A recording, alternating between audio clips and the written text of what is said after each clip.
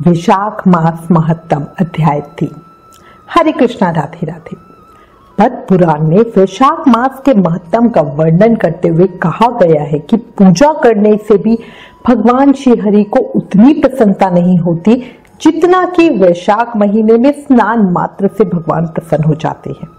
इसलिए सभी पापों से मुक्ति और भगवान वासुदेव को प्रसन्न करने के लिए, उनकी प्रीति प्रेम पाने के लिए प्रयत्न पूर्वक प्रत्येक मनुष्य को वैशाख स्नान करना ही चाहिए। अब श्री गणेश जी और अपने गुरुदेव को याद करते हुए वैशाख महत्तम का अध्याय 3 सुनेंगे। शिव नंदन गौरी तनय प्रथम पूज्य गणराज, सकल अमंगल को हरो पूरन हो हर काज। बोलो गणेश जी महाराज की जय। गुरु ग्रंथन का सार है, गुरु है प्रभु का नाम, गुरु अध्यात्म की ज्योति है, गुरु है चारों धाम। बोलो गुरुदेव महाराज की जय। कल वैशाख मास महत्तम के दूसरे अध्याय में ब्रह्मा पुत्र नारद जी राजा अम्बरीश को वैशाख मास में विविध वस्तुओं के दान का महत्व तथा वैशाख स्नान के नियम बता रहे थे। अब आज इस अध्याय 3 में नारद मुनि बता रहे हैं कि क्यों वैशाख मास श्री हरि विष्णु को सभी मासों में सबसे अधिक प्रिय है। शुरू करते हैं। श्री सूत जी महाराज कहते हैं, श्री नारद मुनि के वचन सुनकर राजा अम्बरीश ने आश्चर्य से नारद मुनि से कहा, हे महामुनि, अब कार्तिक, माघशीर्ष आदि पवित्र महीनों को छोड़कर वैशाख महीने की ही इतनी प्रशंसा क्यों करते हैं? वैशाख को सब मासों में श्रेष्ठ क्यों बतलाते हो? नारद जी कहने लगे, हे राजन, वैशाख मास सब धर्मों, सब प्रकार के तपों, सब महीनों और सब दानों से अधिक क्यों है? ये अब मैं आपके सामने कहता हूं, ध्यान से सुनो। कुछ रुककर नारद जी पुनः बोले, हे राजन सुनो, मैं संसार के हित के लिए तुमसे माधव मास की विधि का वर्णन करता हूं। जैसा कि पूर्व काल में ब्रह्मा जी ने बतलाया था, पहले तो किसी जीव का भारतवर्ष में जन्म होना ही दुर्लभ है। उससे भी अधिक दुर्लभ है वहां मनुष्य की योनि में जन्म लेना। मनुष्य होने पर भी अपने अपने धर्म के पालन में प्रवृत्ति होना तो और भी कठिन है। उससे भी अत्यंत दुर्लभ है भगवान वासुदेव में भक्ति और उनके होने पर भी माधव मास में स्नान आदि का सुयोग मिलना। ये बहुत ही कठिन है। माधव मास, माधव यानी भगवान लक्ष्मीपति को बहुत प्रिय है। माधव वैशाख मास को पाकर जो विधि पूर्वक स्नान, दान तथा जप आदि का अनुष्ठान करते हैं, वे ही मनुष्य धन्य है और उन्हीं का जीवन सफल है। उन धर्मात्मा लोगों के दर्शन मात्र से पापियों के भी पाप दूर हो जाते हैं जो वैशाख मास का स्नान करते हैं। वैशाख मास शुक्ल पक्ष के एकादशी से लेकर पूर्णिमा तक जो अंतिम 5 दिन है, वो समूचे महीने के समान ही महत्व रखते हैं। हे राजेंद्र, जिन लोगों ने वैशाख मास में विभिन्न नियमों द्वारा मधु दैत्य के मारने वाले भगवान लक्ष्मीपति का पूजन कर लिया, उन्होंने अपना जन्म सफल कर लिया। भला कौन सी ऐसी अत्यंत दुर्लभ वस्तु है जो वैशाख के स्नान तथा विधि पूर्वक भगवान के पूजन से प्राप्त नहीं होती? जिन्होंने दान, होम, जप, तीर्थ में प्राण त्याग तथा संपूर्ण पापों का नाश करने वाले भगवान श्री नारायण का ध्यान नहीं किया, उन मनुष्यों का जन्म इस संसार में व्यर्थ ही समझना चाहिए। जो धन के रहते हुए भी कंजूसी करते हैं, दान आदि के बिना ही मर जाते हैं, उनका धन व्यर्थ है। हे राजन, उत्तम कुल में जन्म, अच्छी मृत्यु, श्रेष्ठ भोग, सुख, दान करने में प्रसन्नता, उदारता तथा धैर्य, ये सब कुछ भगवान श्री विष्णु की कृपा से ही प्राप्त होते हैं। भगवान नारायण की कृपा से ही मनोवांछित सिद्धियां मिलती हैं। जो कार्तिक में, माघ में तथा श्री माधव को प्रिय लगने वाले वैशाख मास में स्नान करके भगवान लक्ष्मीपति की विशेष विधि के साथ भक्ति पूर्वक पूजा करते हैं और अपनी शक्ति के अनुसार दान करते हैं, वो मनुष्य इस लोक का सुख भोग कर अंत में श्रीहरि के पद को प्राप्त होते हैं। हे राजन, जैसे सूर्योदय होने पे अंधेरा खत्म हो जाता है, उसी प्रकार वैशाख मास में प्रातः स्नान करने से अनेक जन्मों के पाप नष्ट हो जाते हैं, और ये बात ब्रह्मा जी ने मुझे बताई थी। भगवान श्री विष्णु ने माधव मास की महिमा का विशेष प्रचार किया है। वैशाख महीना आने पर मनुष्यों को गंगा, नर्मदा, यमुना अथवा सरस्वती में सूर्योदय से पहले स्नान करके भगवान मुकुंद की पूजा करनी चाहिए। इससे तपस्या करने जितना फल मिलता है, साथ ही अक्षय स्वर्ग की प्राप्ति भी होती है। हे राजन, देवादिदेव लक्ष्मीपति पापों का नाश करने वाले हैं।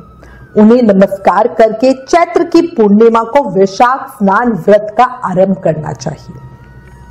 व्रत लेने वाला शक्ति के अनुसार कुछ दान अवश्य दे, हविष्यान्न भोजन करे, भूमि पर सोए, ब्रह्मचार्य व्रत में दृढ़ता पूर्वक स्थिर रहे तथा हृदय में हमेशा भगवान श्री नारायण का ध्यान करे। इस प्रकार नियम से रहकर जब वैशाख की पूर्णिमा आए, उस दिन मधु यानी शहद तथा तिल आदि का दान करें।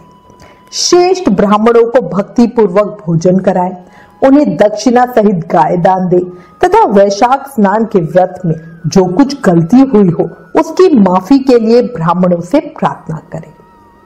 हे राजन, जिस प्रकार लक्ष्मी जी जगदीश्वर माधव की प्रिया है, उसी प्रकार माधव मास भी भगवान मधुसूदन को बहुत प्रिय है।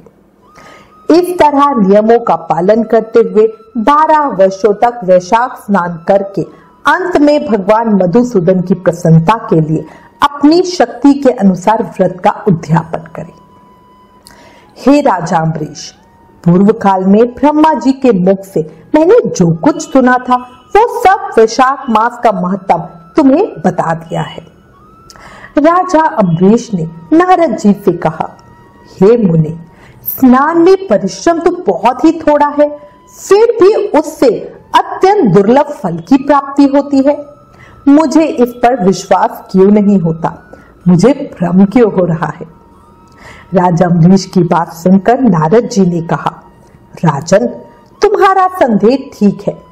थोड़े से परिश्रम के द्वारा महान फल की प्राप्ति असंभव सी बात है, पर फिर भी इस पर विश्वास करो, क्योंकि ये ब्रह्मा जी की बताई हुई बात है। धर्म की गति सूक्ष्म होती है, उसे समझने में बड़े बड़े पुरुषों को भी कठिनाई होती है। श्री हरि की शक्ति समझना कठिन है, उनकी रचनाओं से विद्वानों को भी मोह हो जाता है।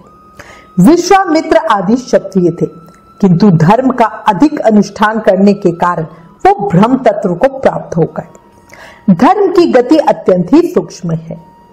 हे राजन, तुमने सुना होगा, अजमिल अपनी धर्म पत्नी का परित्याग करके सदा पाप के मार्ग पर ही चलता था, पर मृत्यु के समय उसने केवल पुत्र के स्नेहवश नारायण कह के पुकारा, पुत्र का चिंतन करके नारायण का नाम लिया।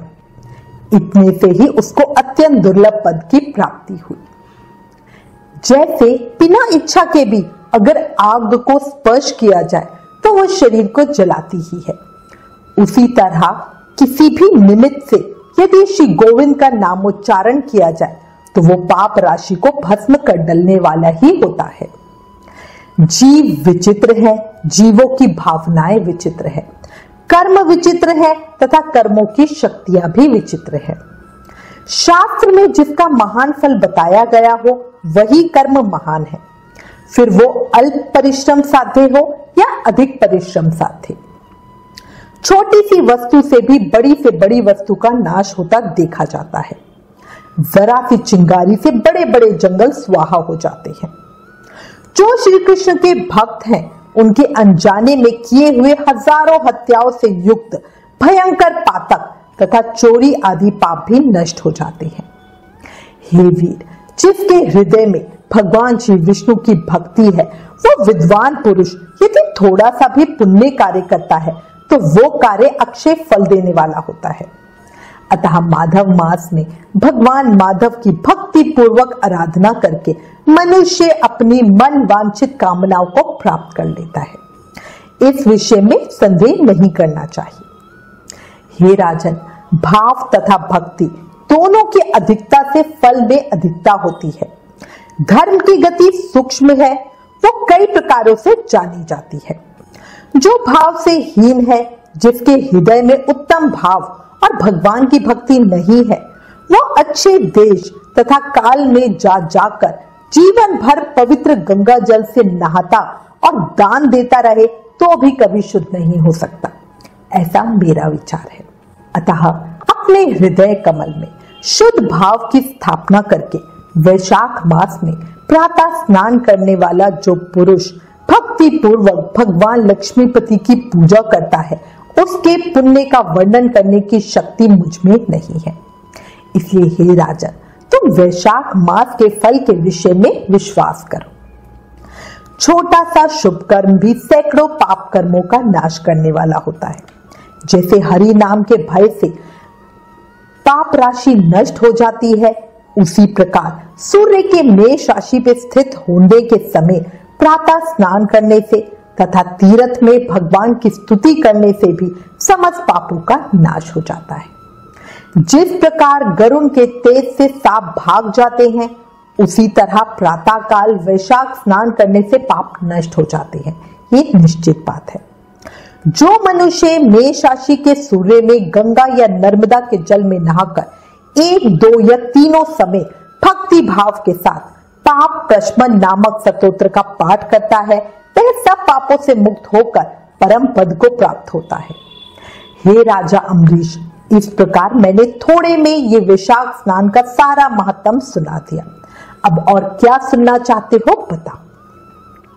वैशाख मास महत्तम अध्याय 3 संपूर्ण।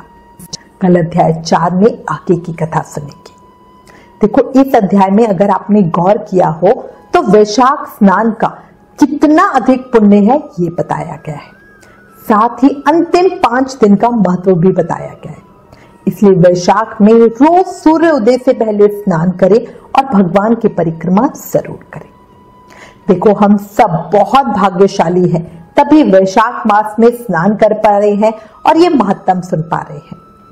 अब बस थोड़ा प्रयत्न करके अपने पुण्य कर्मों को हमें और अधिक बढ़ाना है, क्योंकि हमें पता है जीवन क्षणभंगुर है, अभी है और अभी नहीं। और जब हमें अगली घड़ी का भी नहीं पता कि क्या हो जाए और क्या नहीं, तो क्यों ना इस शरीर का उपयोग करके सभी कर्मों के बंधन से अभी मुक्ति पा ली जाए। सही कह रही हूं? और इसका सबसे आसान रास्ता है नाम जाप करना। याद रखो, कलयुग केवल नाम आधारा। सिर्फ नाम जाप करके भक्ति, प्रेम, मुक्ति, शक्ति सब पाया जा सकता है। इसलिए प्रेम से, मन से, भाव से हर सांस के साथ जाप करते रहो। हरे कृष्ण कृष्ण कृष्ण हरे हरे, हरे राम राम राम हरे हरे। प्लीज वैशाख मास के महत्तम के इन वीडियोस को ज्यादा से ज्यादा शेयर करें। कृष्ण नाम प्रचार भी एक सेवा है। Please like, share and subscribe. Thank you. Hare Krishna.